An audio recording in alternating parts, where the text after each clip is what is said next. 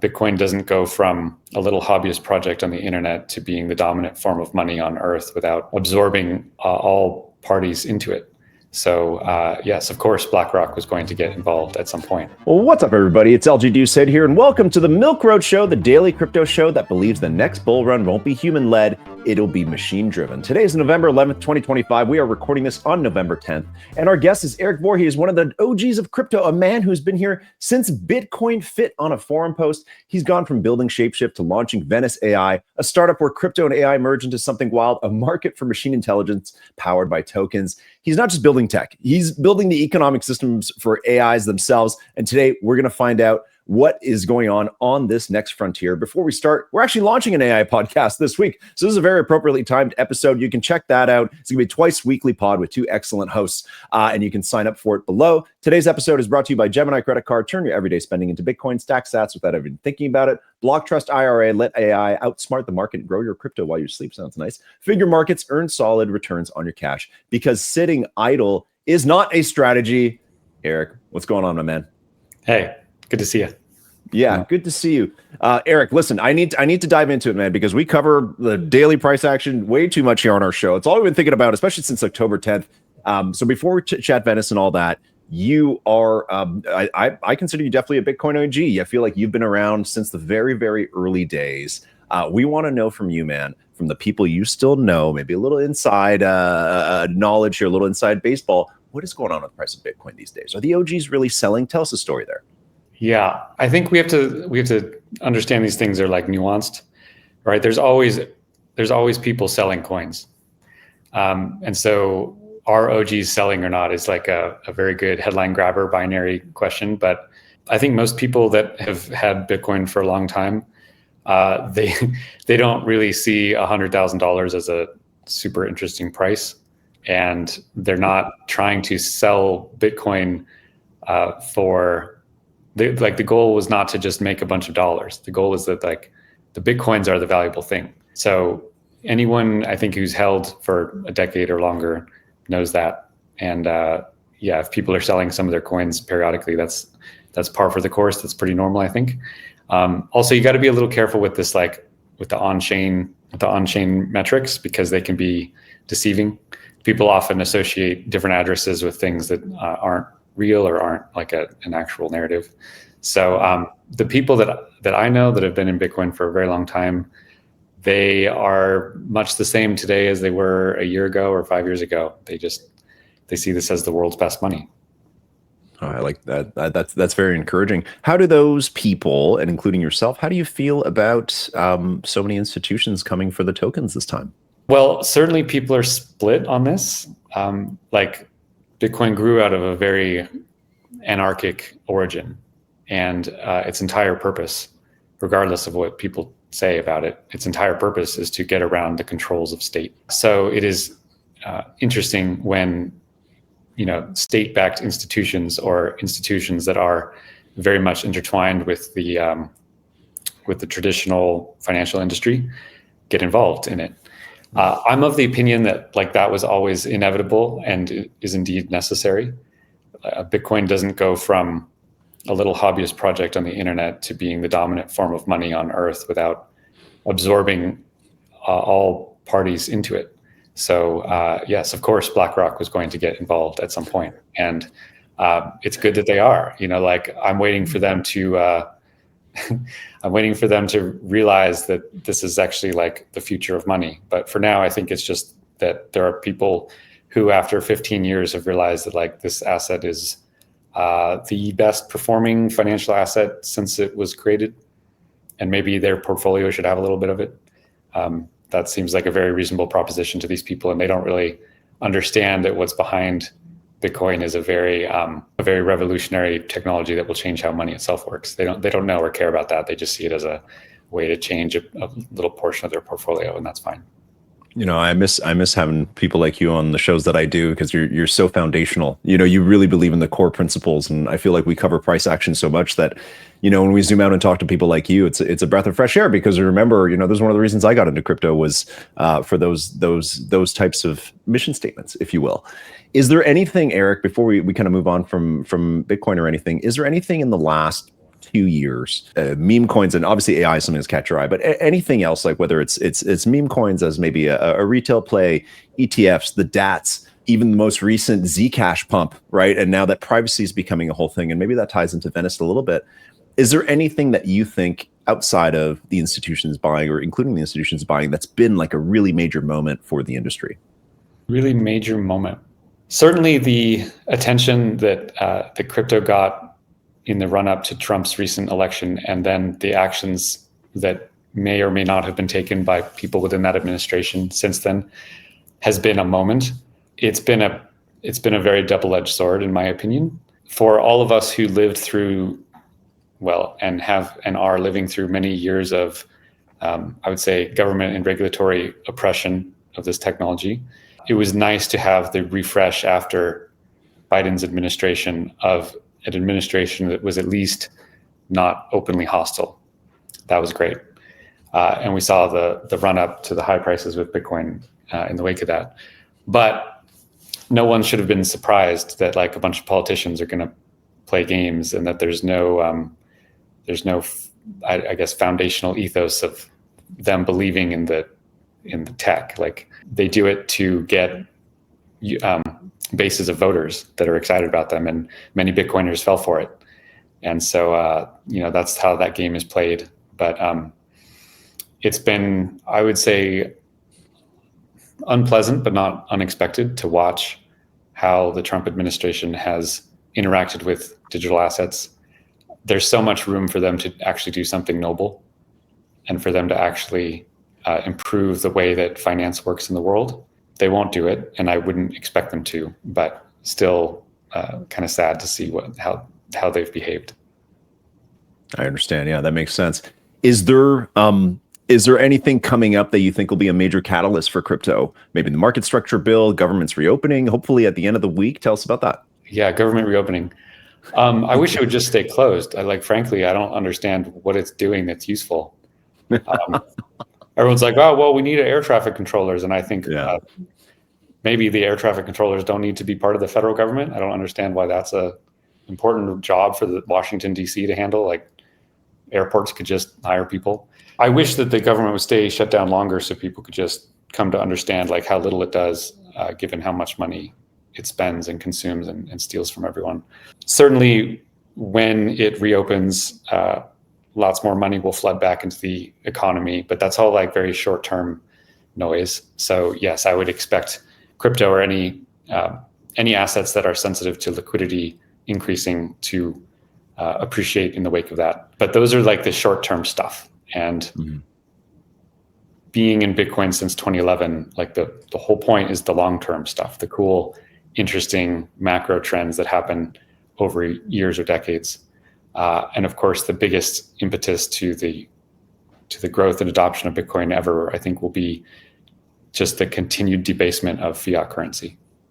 And that's not really an event, it's a continual process. How do you feel about this recent trend where gold's been going off so much and Bitcoin kind of seems to lag behind? I wouldn't say Bitcoin is lagging behind. I mean, gold is up a lot relative to what it normally does.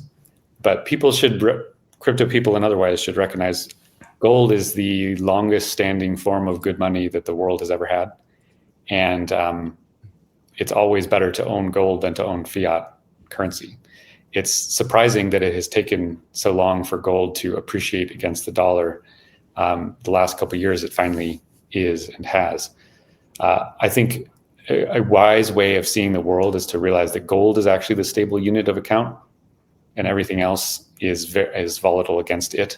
That's hard to do, but it's just when gold doubles in price, the better interpretation is that that's the market catching up to the dollar having lost half of its value.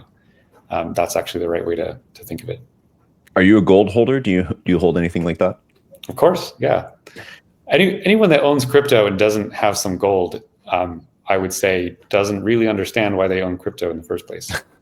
So, that's valuable advice. That's good advice, I think, for a lot of people listening. Yeah, it's a question of like how much, what your portfolio is comprised of with gold. Like it's a different asset than Bitcoin or crypto, and unlike fiat, it's an actually financially sound asset. Yeah, absolutely. I think a lot of people have been really interested in that trade, and I think it's an inevitable comparison. But yeah, thanks for sharing that. I want to jump forward. Let's look ahead. You are building a fantastic project in the AI space. Before we dive into that, you've been building stuff in this space for like over a decade. You've like fought regulators, you've built exchanges, you've seen everything from ICOs to ETFs back to ICOs now. Why AI? Why would you jump into it now? Although I think you've been building this project for a couple of years and you launched it just over a year or just under a year ago. But why launch an AI? What made you believe that it wasn't just another hype cycle and that this is actually the next frontier that's worth betting on? Well, it definitely is a hype cycle, but so was the internet. And the internet went through its hype cycle and did change the world, and we're all living in a post-internet era. So just because something's in a hype cycle doesn't mean it's not valuable or real. Bitcoin, has gone through many hype cycles itself. So yeah, why did I get into it? I asked myself the same question because I live and breathe crypto to such a degree, and it is my heart and soul and passion, and it is what I know a lot about. When I started Venice, I knew nothing about AI, and I got into it because I saw that it was a powerful new technology that was being led by people without any philosophical inclinations toward what I consider to be like virtuous principles.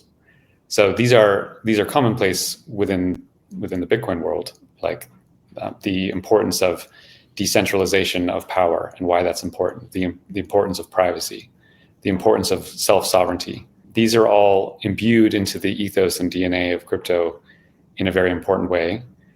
Even though like a lot of people get into it just to make money, below that layer, there is a lot of principle woven into its DNA.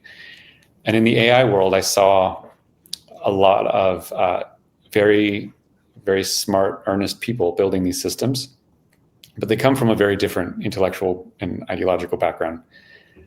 Very few, if any of them, have an aversion basically to like state surveillance of these systems.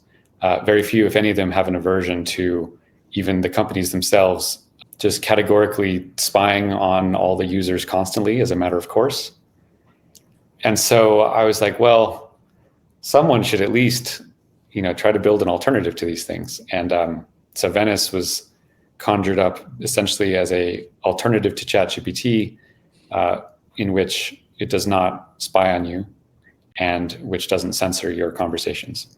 So a private and uncensored version of ChatGPT. And I felt like, however big that might get, it's at least very important that it exists. So I understand a decent amount about AI at this point. I've been learning it, and it's been very fun to step out into a new field. But that's the genesis of it. So you're telling me that when we use ChatGPT, they're recording all our data, correct? Yes, and that you would ask that question is interesting because obviously they're doing that. Mm-hmm. Obviously they are, and right. People don't even think about it. And it's like all the conversations you have with ChatGPT are stored on their servers forever, mm-hmm. Which means that anyone that gets access to them will have them forever. And that means any rogue employee, that means any employee just acting on behalf of the company, that means any marketing agency that this data is sold to, that means any hacker that ever leaks it, not just today or in a year or in 5 years or 10 years. It means any adversarial AI system that breaks into these databases and exploits information against you or other humans for whatever nefarious purpose it has. To trust these kind of intimate, important conversations to a perpetual database is really dangerous, and people should think a little more about it. So the only way to really keep people safe in this way is to not hold the data at all. So Venice just doesn't store it anywhere. I mean, obviously, people's conversations or conversations with ChatGPT are a little bit more elaborate, but isn't that what we've been doing with Google for like 30 years, is just basically feeding it this constant profile of ourselves? Yeah, and that's a problem. It is. It's a problem. And AI is not just like the next step there, but it's actually, I think, a qualitatively different and more dangerous thing, because the interactions that people have with AI now and will increasingly have are of a level of intimacy that is much more profound than their Google searches necessarily. People are talking with AI systems about their own psychology, about their hopes and their dreams and their fears, about like their medical records and their relationships. And when you send an email through Gmail, of course Google has all that, but even in that case, that at least one other person is going to read this message, so it's already not quite the same degree of privacy. But in AI, people have hour-long conversations about their life with this machine, and they don't think that another human is involved in that conversation, when in fact thousands of other humans are involved in that conversation now and in the future. And that should terrify people, not because OpenAI has bad intentions, but because that information about you can be exploited in ways that you can imagine today and in ways that you cannot imagine tomorrow. Did you know you can earn Bitcoin without ever buying it? That's where the Gemini Credit Card comes in. Here's how it works. Earn up to 4% back in Bitcoin on gas, transit, and rideshare, 3% on dining, 2% on groceries, and 1% on everything else. Use it just like any other credit card. And you're building a crypto portfolio at the same time. The best part, the Gemini Credit Card has no annual fee and works anywhere MasterCard is accepted. When you're approved and spend $3,000 in the first 90 days, you'll get a $200 Bitcoin bonus. Spend as usual, earn Bitcoin instead at milkroad.com/Gemini. Bitcoin changed the investment game. Now AI changes the strategy. Crypto's wild ride demands perfect timing, selling before drops, buying as it climbs. While most investors panic sell or hope, a select few leverage a crucial edge: AI. BlockTrustIRA's trading platform spots market patterns with precision no human can match. Since 2020, their Animus AI platform has outperformed Bitcoin by 250%. Visit milkroad.com/BlockTrustIRA today to get up to $2,500 in bonus crypto and transform your investment strategy. Well, that's scary. That's scary what you just said. Yes. I'll make it, I'll lighten the mood by saying that if thousands of people want to see all the toddler recipes I've been looking up in ChatGPT, they're welcome to it. There's a lot of good knowledge there for what things you can feed your toddler when they only like carbs. But no, that's a very serious take, Erik. And I want to ask you, and I want to dive more into Venice and kind of like how you've approached building a project at this point in time. But one thing that I've seen on the timeline lately, and I think a lot of people don't really understand why something like this would pump, is Zcash. And even you've got Railgun on Ethereum. Basically, this whole like privacy meta that started maybe 2 months ago has been really taking off. Zcash is up 8 or 10x since this started 2 months ago. You've got really massive accounts like Mert, and you've got Naval promoting it on Twitter.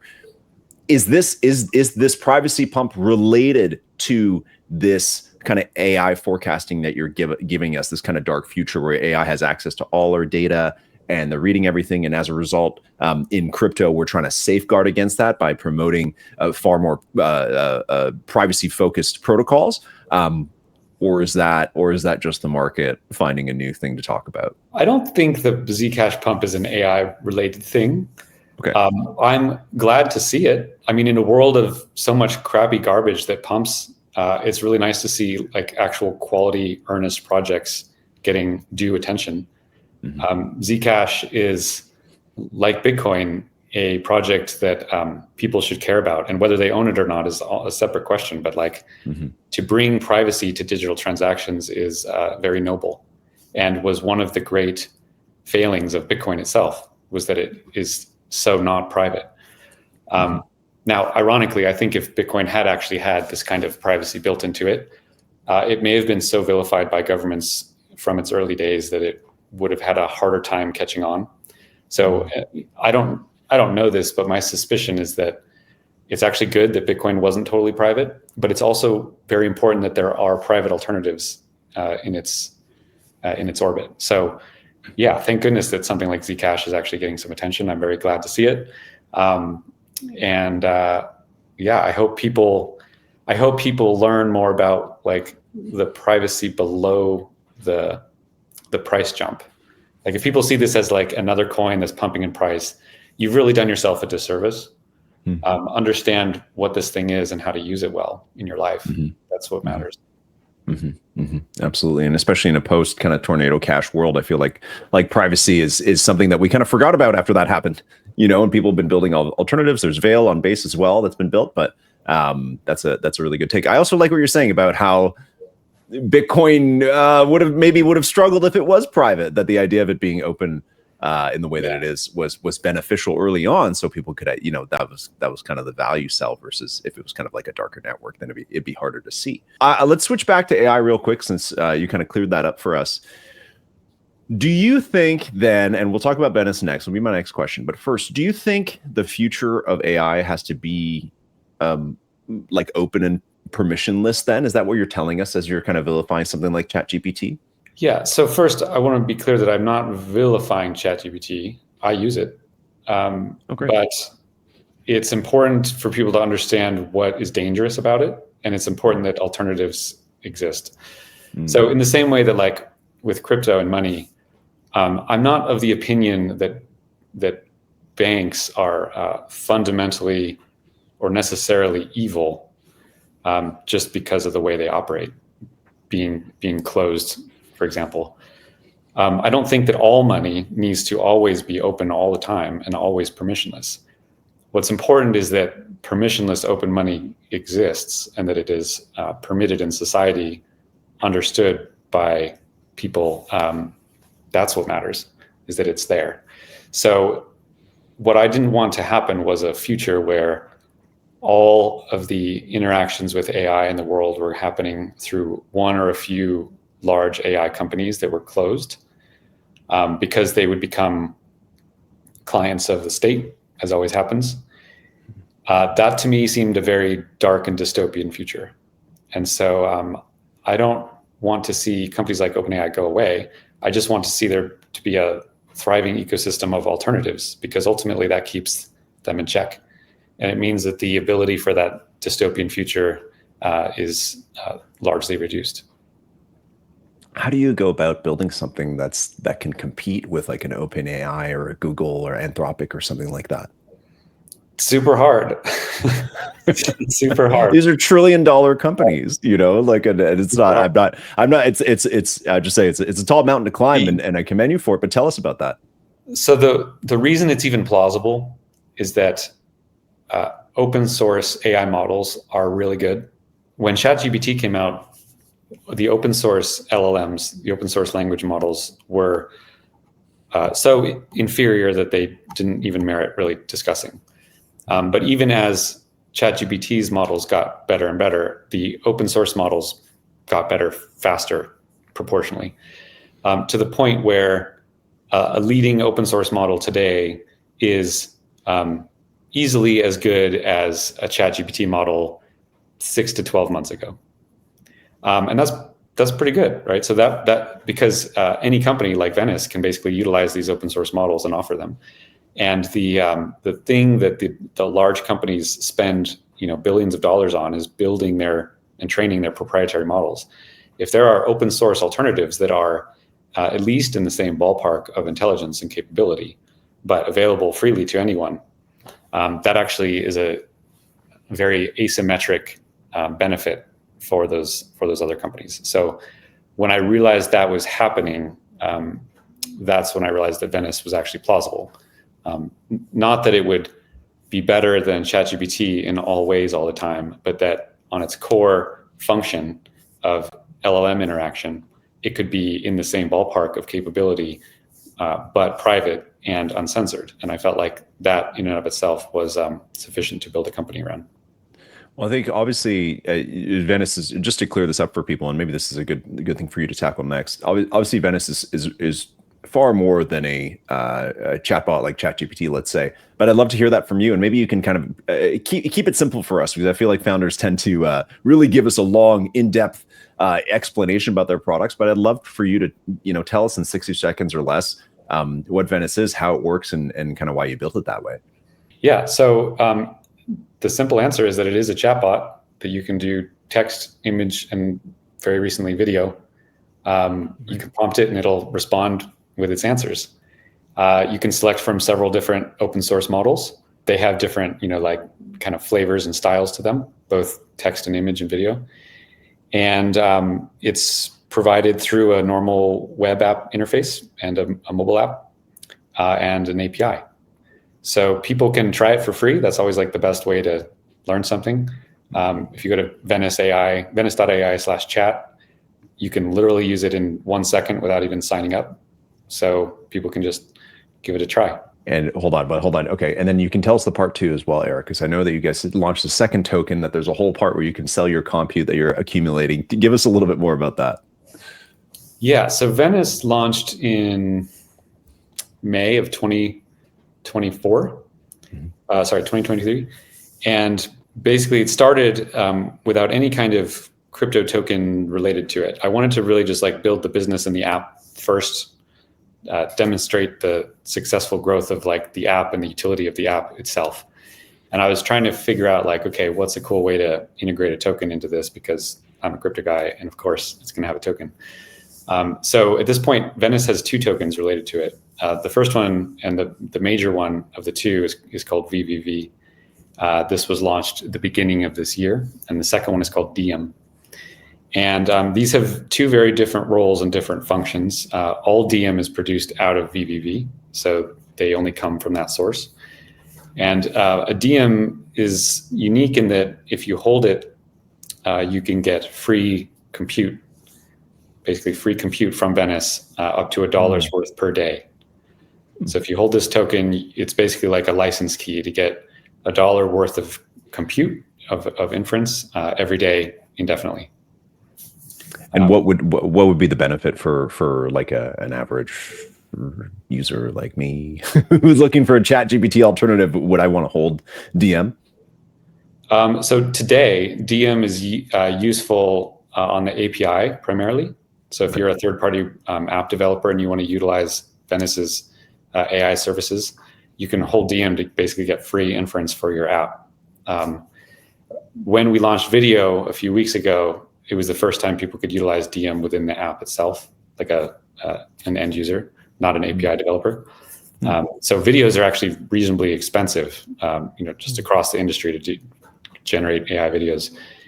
If you have a DIEM, you get up to $1 worth of video every day on an ongoing basis. So DIEMs are like, they're only like $120 right now. So the pitch right now is like, you buy a thing for $120, you get $1 of benefit every day that you're using it for as long as you want. And then you can sell it, of course, when you're done with it. Mm-hmm. Mm-hmm. So like if you used it for half a year, that's $180 of value. And then you sell it back, even if the price was the same, you've now gotten $180 for free. Basically free. Yeah. So that's like a pretty simple pitch and proposition to people. And we built it largely so that like agents themselves could start utilizing AI inference from Venice. We realized that like a lot of our future customers might not be human. They will be robots. And we wanted to do like a crypto native mechanism whereby these agents could utilize our inference without paying for every request. What's something that people have done with Venice that has surprised you? Maybe using DIEM to create a lot of video. Give us a little bit more about that and what people always get surprised by their community. So what has yours done that's really amazed you or shocked you? Yeah, our community has been cool to see that they actually like teach us things about AI. So like the Venice team is pretty small. We're 16 people right now. And a lot of our users are, hobbyist, enthusiast AI folks that appreciate that we give them a little more granular control over the AI systems themselves, and that we don't like censor or block them. So like it's just a more empowering environment to interact with AI. And so a lot of these people have just taught us things, like taught us how to configure models better than we had before, or point us to new models that are recently open source that are really excellent for certain things. So they've become like a source of our own education, which has been very cool. Oh, I love that. That's great to hear, man. Okay, thanks for sharing all that. I want to wrap this up with a question for you that I think, for somebody who's working in AI, it's something I'm very keen to ask you, which is, every time I read about AI, I'm seeing, K-shaped economy, all remote jobs like mine will be replaced by AI soon.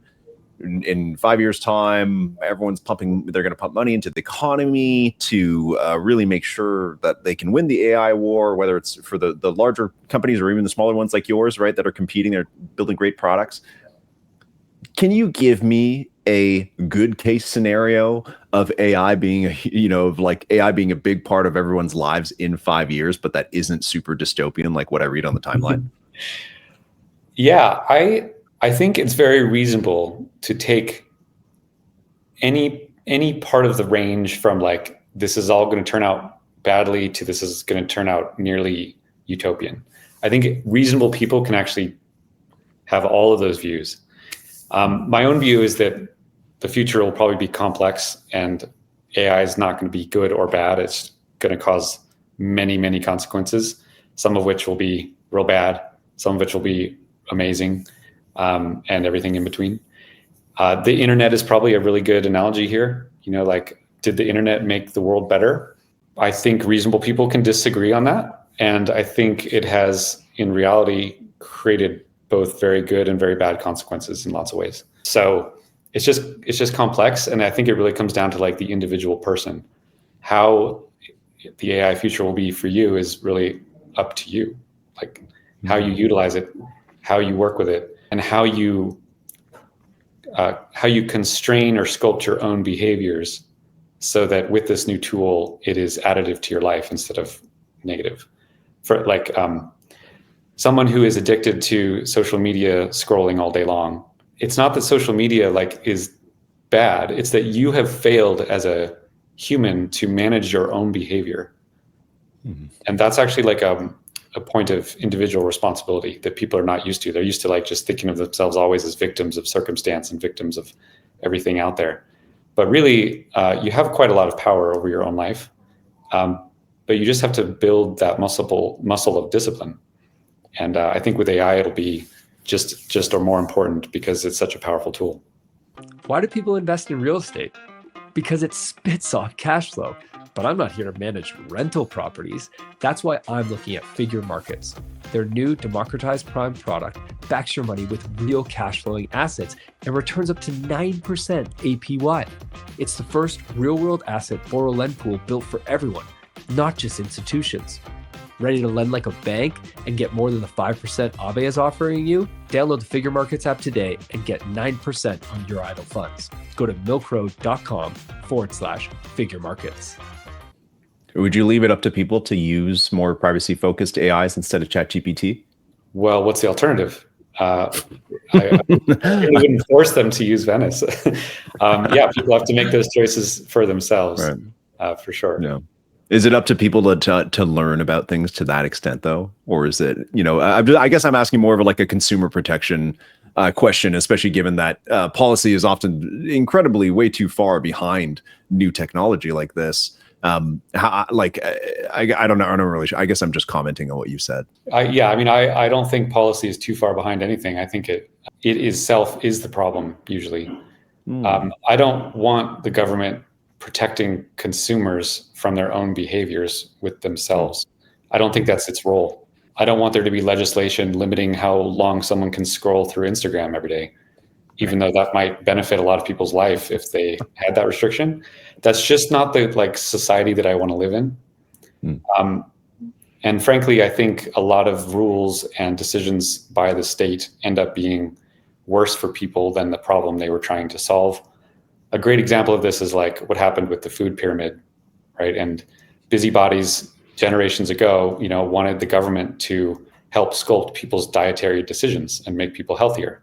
We got the food pyramid, and people ended up, basing their entire diets on how many carbs can you have, and then all the carbs they're eating come from these companies that are just adding sugar to everything, and we just get this whole extremely unhealthy society after the government stepped in to make people healthier. So I don't want the state involved in any of this stuff, regardless of its dangers.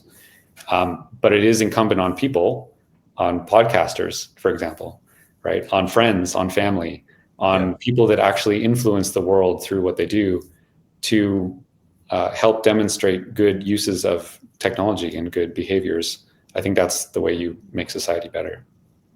So paint this picture for me. A similar question I asked you already. In 5 years, what is my average daily AI diet? What does it look like? What's my recommended food pyramid of how much AI is helping me or doing for me? Great question. I don't know. I think it's become extremely difficult to predict very far in the future post AI. Or I guess this is like the march of technology, that as technology has gotten more intense and powerful, the horizon on which you can reasonably predict has gotten shorter and shorter. And I feel like I can't predict the world very much more than like a year or two out at this point. So that's a little disconcerting, but that's what's happening. Could you before? Were you able 10 years ago? Could you predict what's happening a couple years from now? I think pre-AI, like it seemed that like 5 or 10 years was a pretty reasonable, you can make a lot of guesses over 5 or 10 years about how life would change. And, you can be in the ballpark, but AI is really going to change things rapidly. It already is. And as I said earlier, I think in many good ways and in many bad ways. And I don't want to try to predict very far into the future because I'm not confident in those predictions. Yeah. I think one very obvious phenomenon is going to be that AI makes its users so powerful that there will be a separation between people who utilize this stuff and those who don't. And they don't either because they are ignorant of it and just haven't spent the time to try, or because they understand what it is, but they actively protest against it. And you're going to get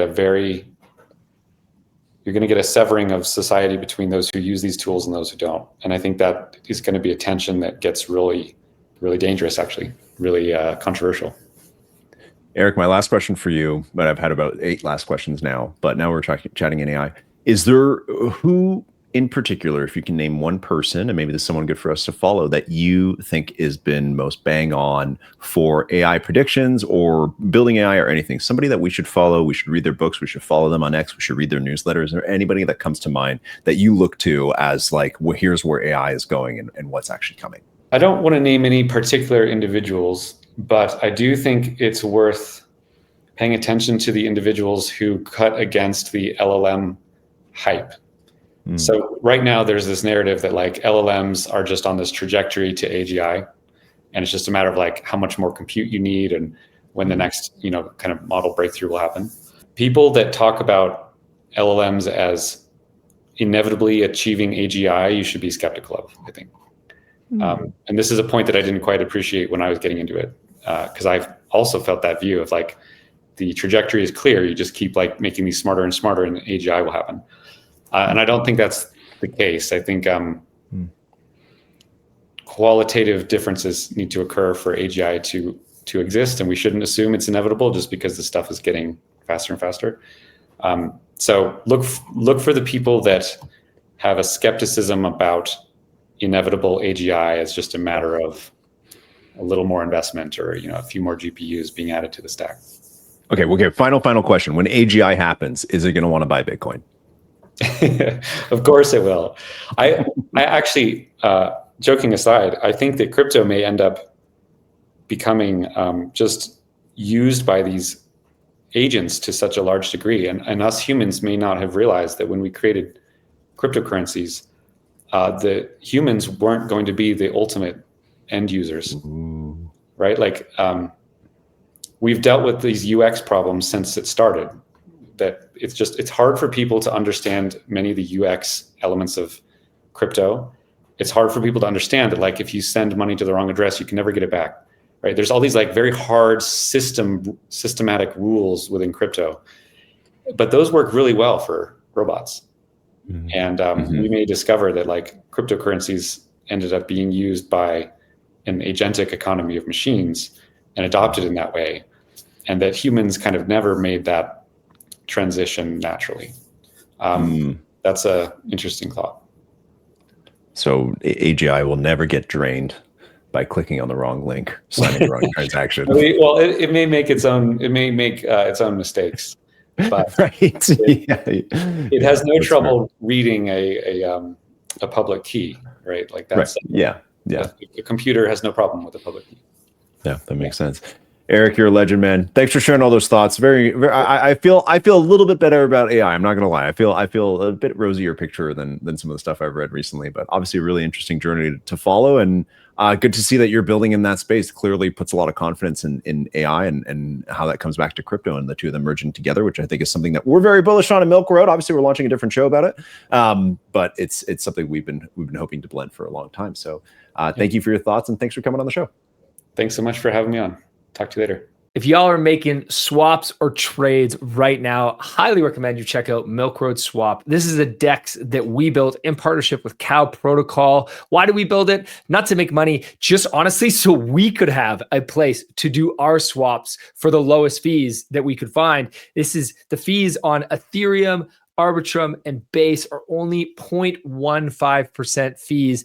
This is a huge difference from other centralized exchanges that charge 0.5% or even up to 1.2% fees on their swaps. Also, you can swap on Solana, all at swap.milkroad.com. Check it out today. You won't be upset. And you can join me in my favorite place to make swaps on chain. Want insights on what's moving crypto markets and how we're trading each event? Subscribe to our channel and join the Milk Road Daily and Pro newsletters and start investing like the top 1%. This show is for educational purposes only. Nothing we say is financial advice. Investing is risky. Never invest more than you can afford to lose.